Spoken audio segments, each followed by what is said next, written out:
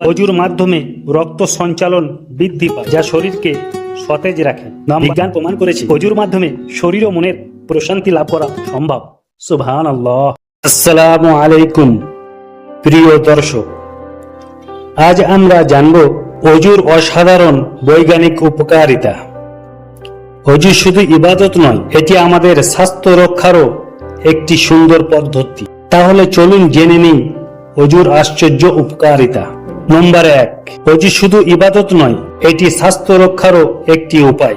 নম্বর 2, নিয়মিত অজু করলে জীবাণু দূর হয়, ফলে আমরা অনেক রোগ থেকে বাঁচতে পারি। নম্বর 3, অজুর মাধ্যমে রক্ত সঞ্চালন বৃদ্ধি পায়, যা শরীরকে সতেজ রাখে। নম্বর 4, বিজ্ঞান বলে মুখ ও নাক ধোয়া। এটি শুধু ভিডিওর ছোট্ট একটি অংশ।